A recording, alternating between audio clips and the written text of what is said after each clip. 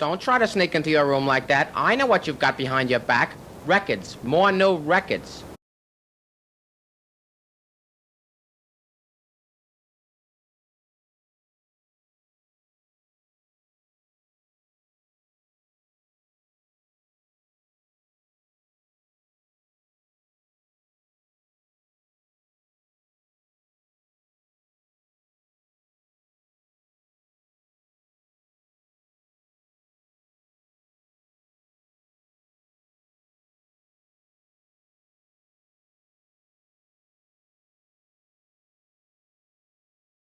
Well, hi there. Nice to meet you. Nice to meet you. Surprised we haven't met all these years. Yeah, so this is an interesting event that's happening. This label has been around for a long, long time, and it sort of disappeared for years. So who started the label? I know that Nat Hentoff was the A&R guy. So, but who started the label? It was Archie Bleyer, I think. Let me see. Oh, that's interesting. Yeah, Cadence, the guy that started Cadence. Cadence. That's right. That's Mr. He started this as an offshoot. That's Mr. Hernando's Hideaway. Did you know that song? I don't know that song. No. That was a big hit of his in the 50s. Hernando. Oh, really? I know. Okay. Dark, secluded place. A place where no one knows your face.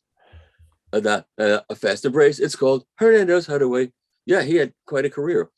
Oh, no shit. And he started Candid Records. It's funny because I always thought of him as being pretty much apolitical and kind of like a.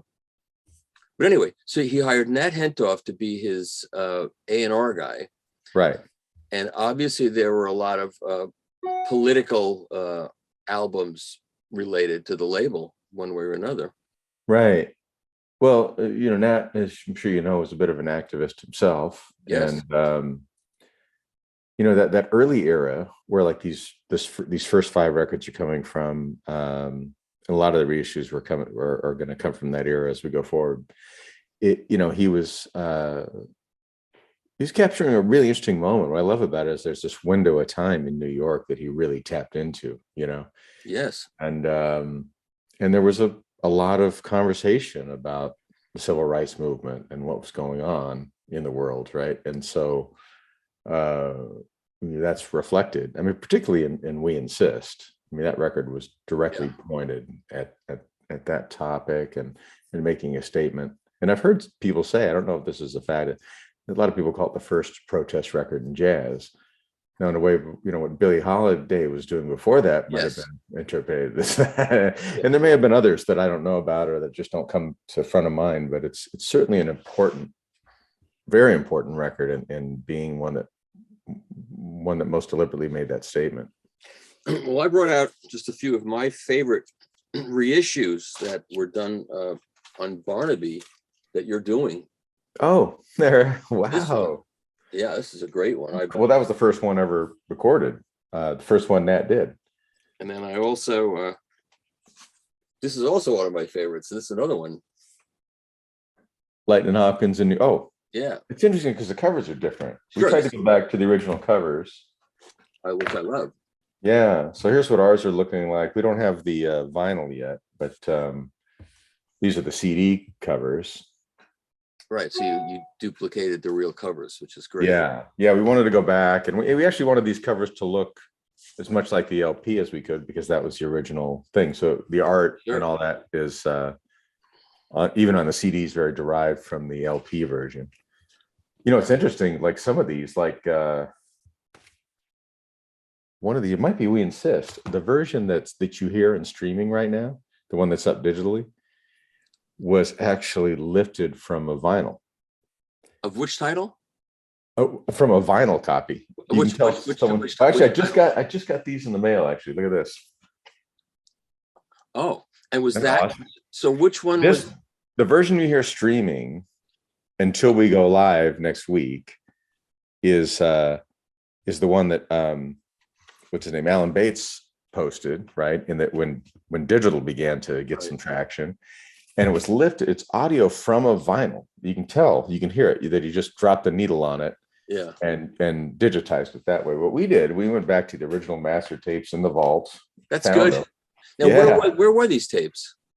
They were, well, let's see, I'm not sure exactly where Bates was storing them. When we bought them, we moved them over here and put them in Iron Mountain for now. And then we went through the vaults and we found it was the documentation was a little sketchy. So we went through and we dug through and we found what looked like the original audio masters. In some cases, we'll send multiple tapes to Bernie Grundman and we'll go through it together until we find the best source. Best one, yeah. He'd be a good person to go through them and determine which was the best one. That's No, great that better. you chose Bernie. So the label was started by Archie Bleyer. Then did Alan Bates buy the label? Or Yeah, there was a period of time. What happened was, there were some records about the Kennedy family and stuff that they had to pull.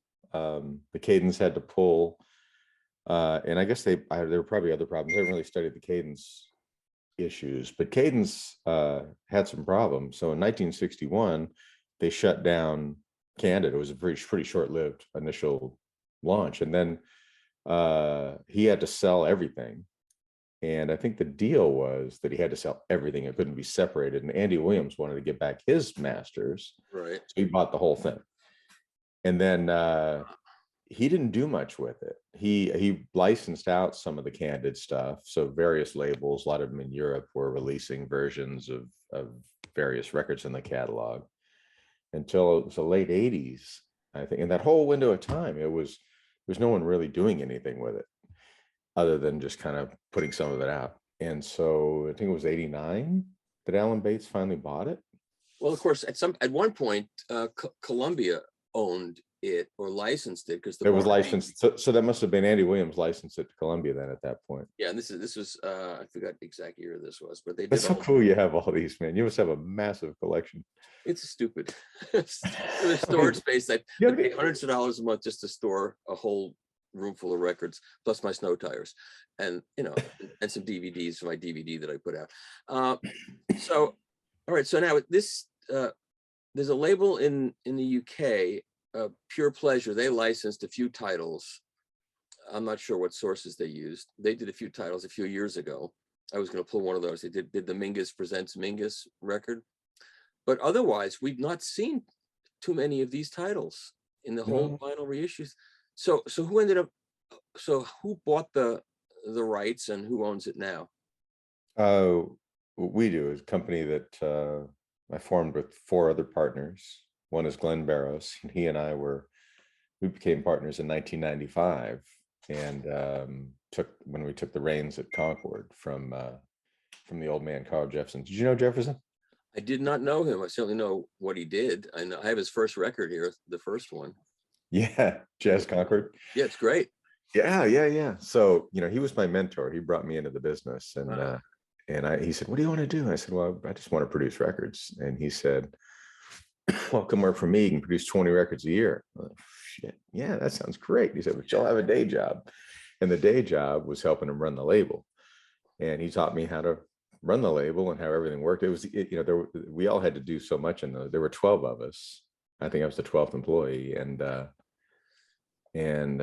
we had 3 that were accountants or accounting folks, finance people, and we had 3 that were in the warehouse, and we had 6 that pretty much had to do everything else. So I learned the business that way, and he mentored me in, was great to me, and we became very close. And what was your background that got you into this? I was originally a guitar player, musician, coming up through high school, and I think I did my first professional gig when I was 12. And are you in California now, or? Yeah, I've been in California my whole life, and I was up in the Bay Area though, born and raised in Oakland. And I thought, I just wanted to be a guitar player. Played in rock bands in high school. We did pretty well with that, so much so that much to my parents' chagrin, I didn't go to college. I played in a band for a couple of years, and it went pretty well, actually. But I realized at one point we won the Bay Area Battle of the Bands, and which is a big deal. And I couldn't believe some of the people we beat in that, like Joe Satriani's band and some other ones. And I was a guitar player, so there's a big ego boost. That is a big deal. And it's a big deal. It is a big deal. I was surprised. I mean, we probably shouldn't have won, to be honest, but we did. And we got to make a record. the prize was studio time. So we made this record, and I was walking on air for about 2 weeks, but we rehearsed every night. And a couple weeks later, when the buzz wore off, I walked into the rehearsal and I looked around and I said, Jesus, none of us know anything about this business. We're a bunch of knuckleheads. Yeah. And I thought, I don't want to be saying that to myself when I'm 30 years old. I think I better go to college. And so I went away to college, quit the band, played in bands in college and all that. Never really stopped playing in bands, but that one, we kind of broke up and that was it.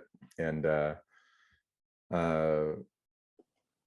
eventually I kept changing majors, didn't know what I wanted to do. Eventually I just majored in music, but I had taken enough business classes to have a business minor, and I took some electrical engineering classes. I was interested in that. And good. That's a great background for this whole business. That's for sure. It is, yeah. And then when I got out, I went to I forgot my bachelor's. I went to a junior college that had a recording arts program that had full-on studios. Did you ever meet Frank Doherty by chance? What's the name? Frank Doherty? No. Well, it turns out, so I got married, and my father-in-law said, hey, he worked at this college, and he said, hey, you ought to come over and check this guy out. He's a Grammy Award-winning producer. And I said, oh, wow. Well, and so that was enough for me. I wanted to go meet the guy, and he had this 2-year program where you study producing and engineering. And I thought, perfect, because I was a composition major, and I started programming stuff in college because it was such a pain in the ass to write out the scores. So I bought like the first Mac and the first program, a Performer Composer, would transpose for you, and it would print out sheet music. It was like, this is awesome. That's great. I was staying up at night, getting writer's cramp, making mistakes. And, oh God, and so this was really a huge thing. And Frank Doherty used to work at Concord Records. He was kind of Carl Jepsen's right-hand man in the early years, and he produced a lot of the Art Blakey records. He won his Grammys with Art Blakey, I think. And he was running this program, and they had 2 full-on studios, like 24-track, 2-inch tape, big boards, everything, recording rooms. And they also had guys that were teaching electronic music and programming. It was sort of the combination of the 2 things. And basic theory, I had majored in music theory basically, so that was an easy one for me. But Sure. So Jefferson said to me, well, you built a really interesting education. You're just kind of what you just said in a way. He's like, you're really well qualified for this, and I need somebody to help me. Hey, Riley. The dog is coming. The dog is coming. This is Riley. Hi, Riley. Say hi. Yeah.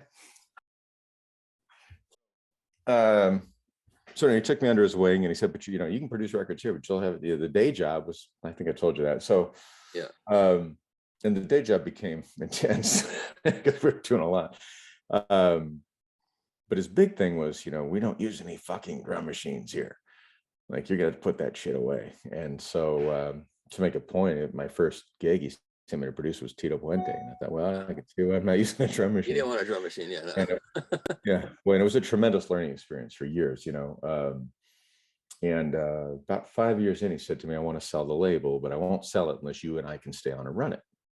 Oh. And I said, wow. And I said, well, he says, is that okay with you? I said, you know what? If you want to just sell it, that's okay with me. I mean, you've been so great to me. You mentored me into this business, give me so many opportunities. It's incredible. Do whatever is best for you. And he said, that's what's best for me. That's what we're going to do.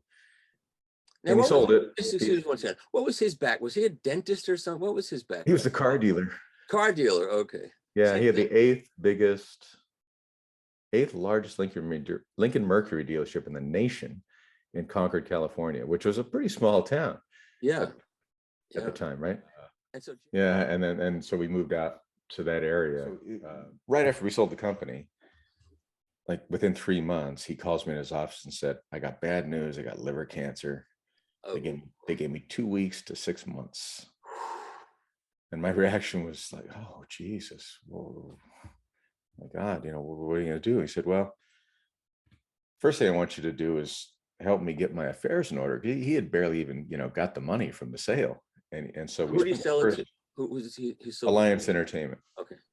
And Alliance was buying a lot of labels. You might remember that era. Joe Bianco, they bought Indie right? And they got into the distribution business. That Right. was, Yep. the combination of California record distributors, Malvern and Big State. And what year was that? This would be, I think, 94. Uh, And the guy that bought it is my partner, Glenn Barros. He was 28 years old, NYU graduate, a bass player.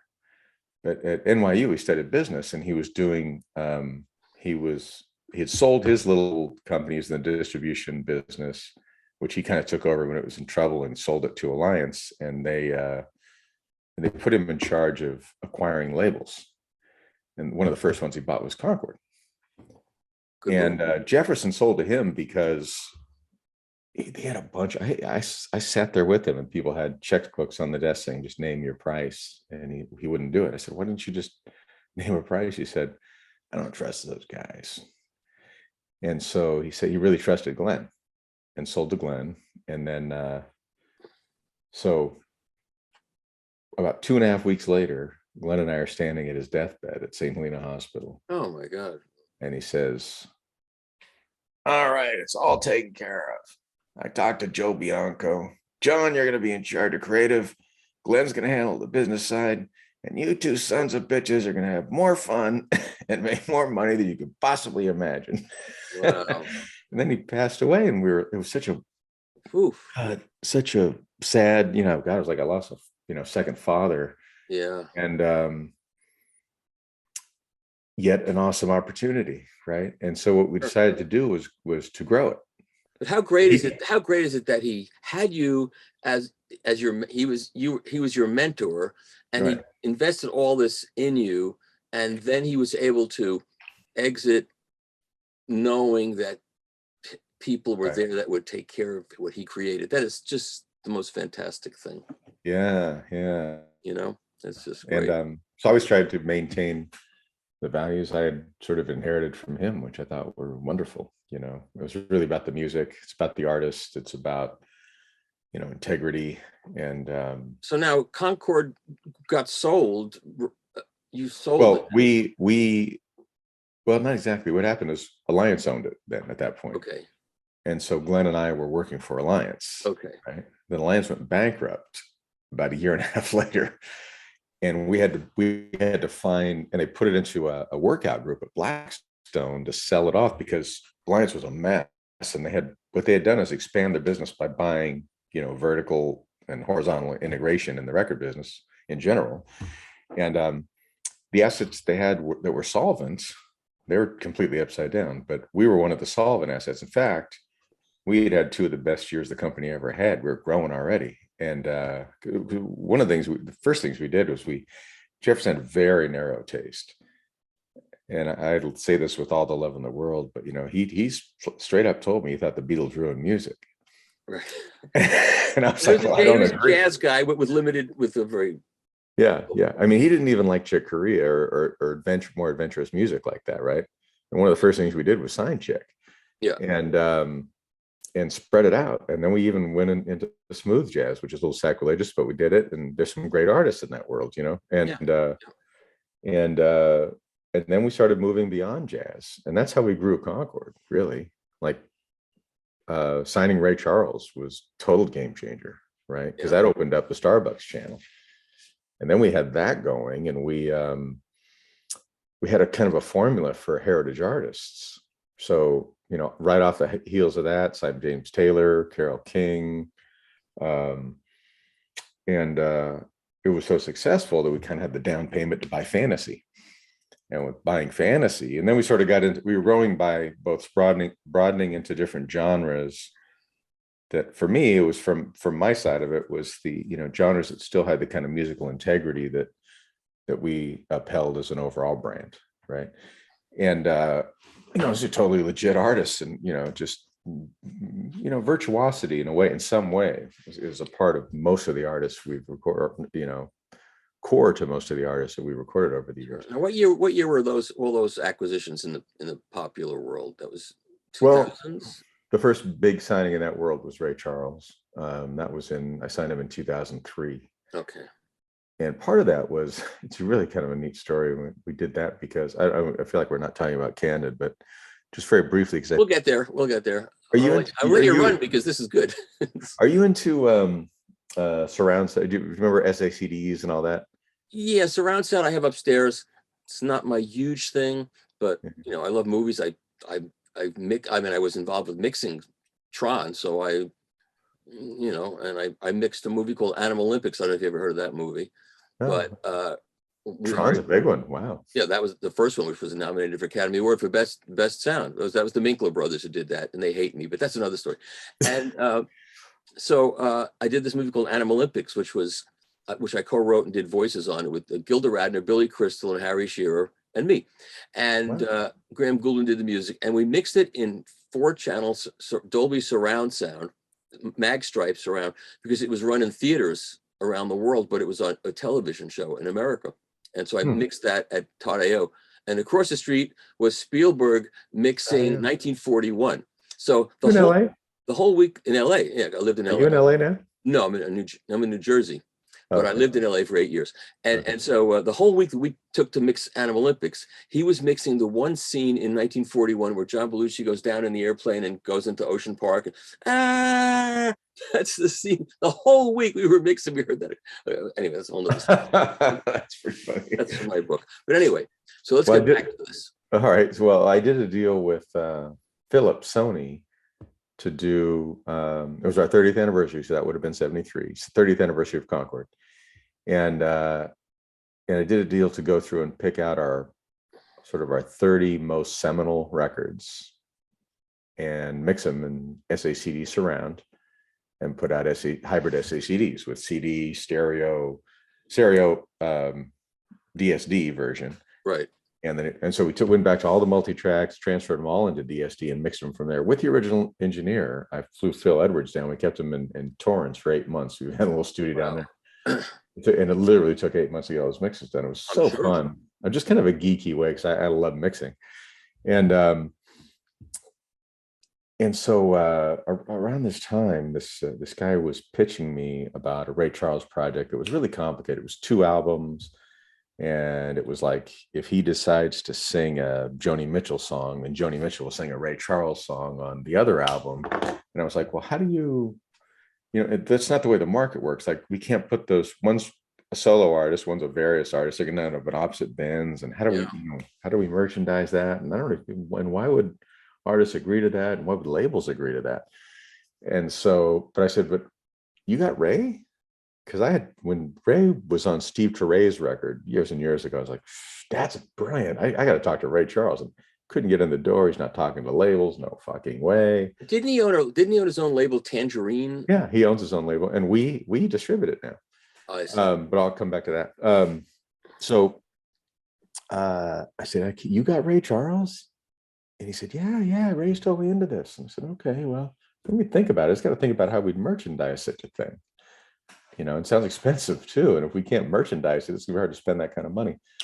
And so I'm futzing around with it. And one day I'm just sitting in my office, like looking at papers, going, oh, let me see. And I'm looking at this thing he sent me, right? And I'm like, and we had been working on Starbucks for a year and a half or something, trying to get them to do something because, well, I should finish. So Alliance goes bankrupt and they put it in Blackstone. We got to raise the money to get control of the company, or someone else is going to buy it, right? Right.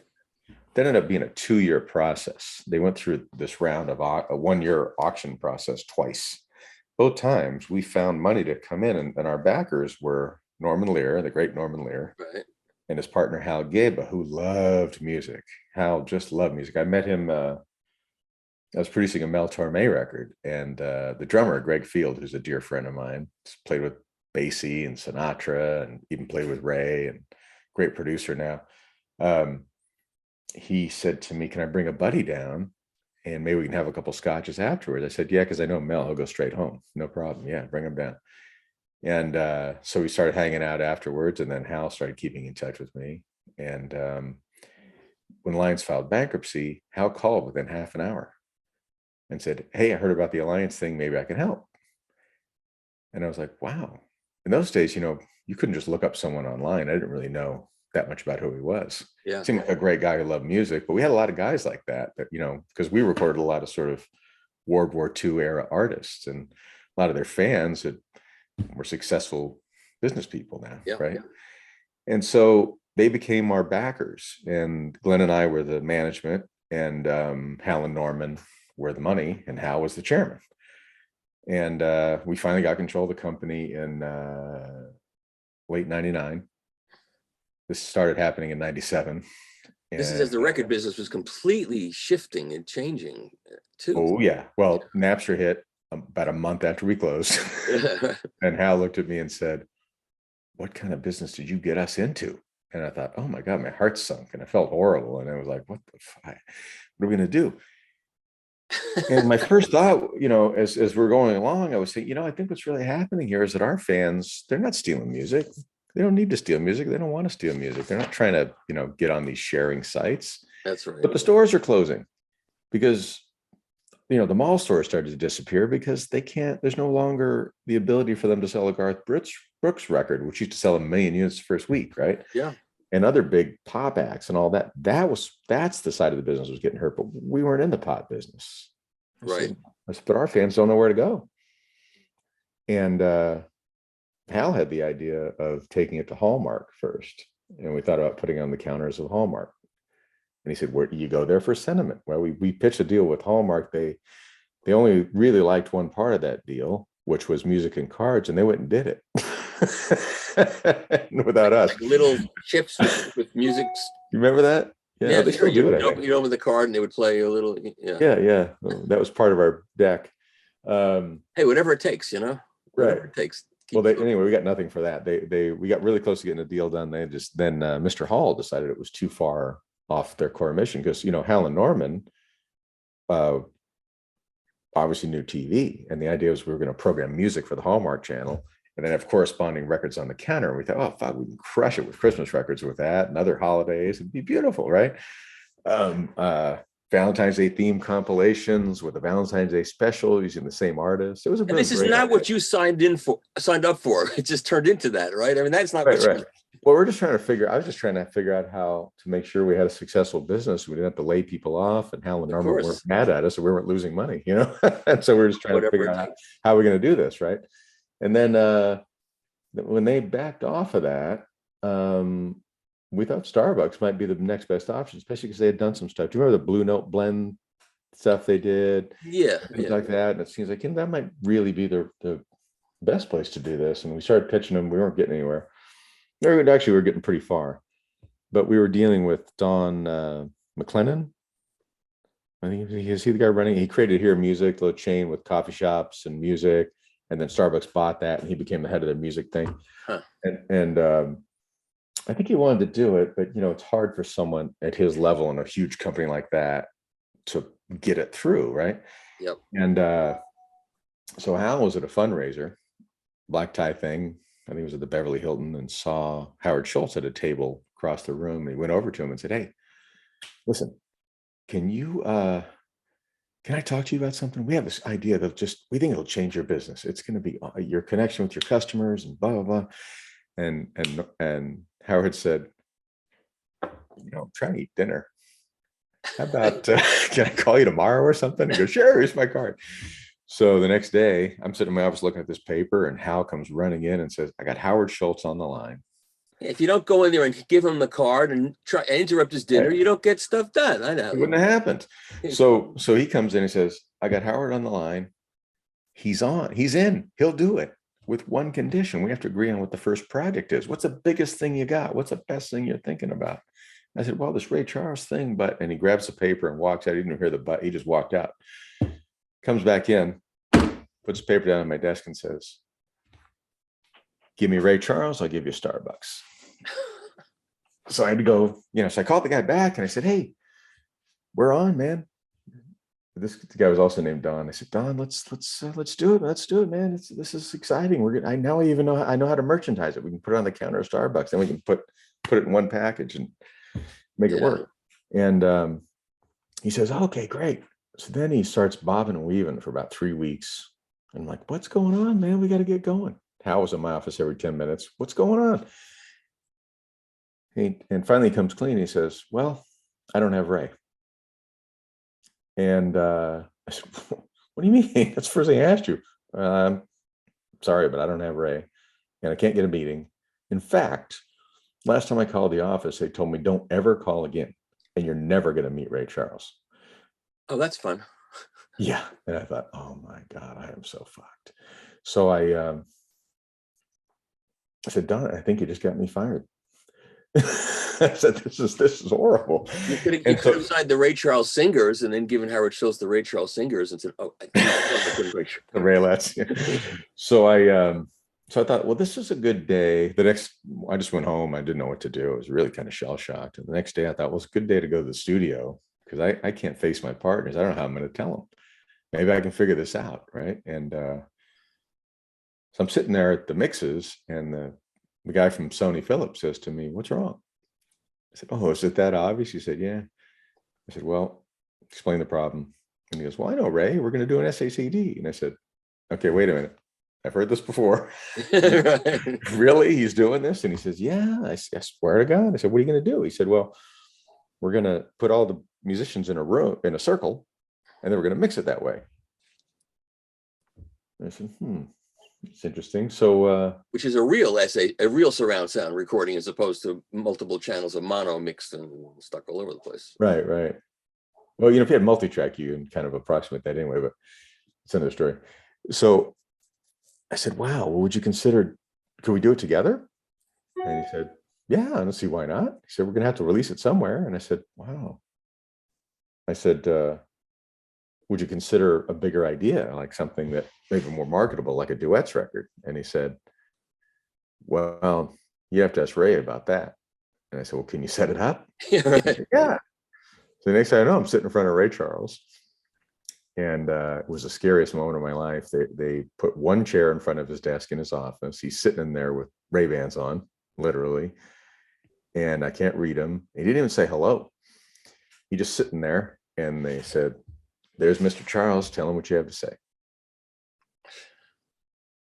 And I just said, well, there were three things. I don't remember how I said them exactly, but three things I wanted to say. One was, and I truly believe this, hands down, one of the greatest artists of all time. And one of my personal favorite artists, from the time I was a kid. And one of the reasons I'm in the record business, right? Or in music. And, but I was also looking at what was going on in his last record in the late 90s, I guess. Yeah, maybe late 90s.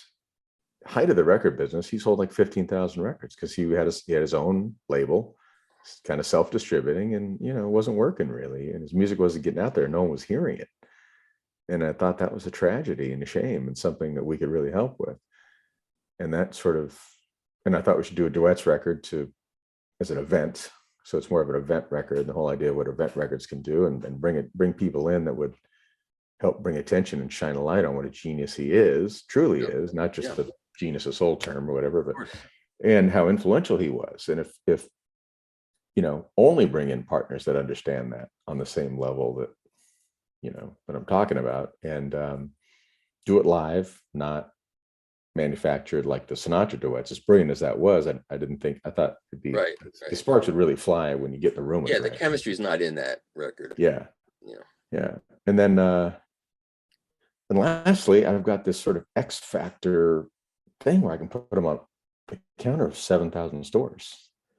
In addition to get you places you're not anyway. I mean, we'll get you full distribution everywhere in the world and Starbucks. And I think it could be really powerful. And he kind of went, I thought, oh God, he's gonna say no. Don't say no, don't say no. And he goes, all right, let's do it. And I said, oh shit. He said yes. That's good. Yeah, it was great. So then we had to go make a deal, right? And so I said, well, what are we gonna? I thought, well, if he asked for like $10 million, we got a problem. So I said, well, how do you want to do the deal? Is there an attorney you want us to talk to? You want to write something up? He said, listen, son, my attorneys write down what I say. You talk to me and nobody else. Now, I already told you we're going to do it. That means, he said, that means you can sleep at night. So go on, get out of here. We're done for today. And that was it. And I thought, shit. So I went back to the office. By now, everybody knew. And I walked in there, all like, what happened? I said, he said we could sleep at night. So That's just a great story. It's Oh nothing my to do with God. Candid Records, but I don't care. That's just I a know. great story. So fast forward. So that's, that's me and Glenn were the partners that did all that, built all that. In fact, I don't know if you can see it, but back here, let's see, right there is a I see picture of me me and Glenn signing Ray, and we're drinking Dom Perignon because that was his drink. and he's sitting in the chair in between you. That's him, yeah, Yeah, right there. and I see the CD above him. That's Glenn, and that's me. I think that's the very first CD copy we printed of Gene. That's the resulting duets record. Oh, And that's when we had Ray at the Concord Jazz Festival a decade before this, right? oh. Which is the second time I saw him live. First time was in college. But anyway, so we've been partners since then, Glenn and I, and as Concord grew into, at some point, we had explosive growth with Helen Norman. We bought Fantasy, we bought Telarc, we bought Rounder, and we kept signing bigger and bigger artists, and all of I thought of really high musical integrity. And we built a great company with a lot of great people, and we had a ton of people. We had a big organization, right? We had we grew into having universal distribution on a global basis, and we kept a whole network of indies that were jazz specialists, so that those records never got lost. And then Norman and Hal, they owned Village Retro Pictures as well. We merged the two of them in 2008. And so the first part of 2008 was glorious. Second part of 2008 with the financial crisis. Yeah, right. It basically stripped Village Retro of all their funding.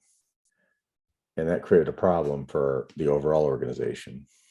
So we took on a lot of debt to kind of keep them going and to deal with, all the shit that was going on in the market and all that. And it was expensive money in those days. If you could get any money from a venture capitalist, it had a really high price tag attached to it. So unfortunately, that kind of buried the equity that Glenn and I had in the company at that point. But we sold it to a new company to get Village needed to kind of get out from under that debt. We needed to get. We were kind of at that point, Concord became really constrained financially by that whole situation. Like we didn't really have money to go out and sign bigger acts and stuff. It was a different environment. Started squeezing our business in a very unhealthy way. So we thought it was best to separate. What a roller coaster ride. Oh my God. Yeah. So then now it's a big business, right? It's not like, so so you sold it and got out of it completely after all that? No, we stayed with it. We sold it and stayed with it. And stayed with it until just recently. Glenn left at the end of 2019, and he was at Concord actually, and he was the one sort of quarterbacking the deal for Concord to buy Candid. I see. And then he asked them, he said, listen, I'm thinking about going out on my own and kind of starting over, and I'd like to start over with Candid. And they said yes, and were very supportive. And so they let him buy it instead of Concord buying it. They got enough going on up there in Concord, They got so much going on. It's a very small deal for them at this point. And, they have an unbelievable jazz catalog. I mean, I just got this in the mail. Very excited about this. Oh, yeah. I mean, that catalog at Concord is unbelievable. I know. It's so great. I mean, I think we had the biggest, and they have the biggest jazz catalog in the world. I really think so. And some of the most important brands ever. Yes. Now you're freezing again. You froze again.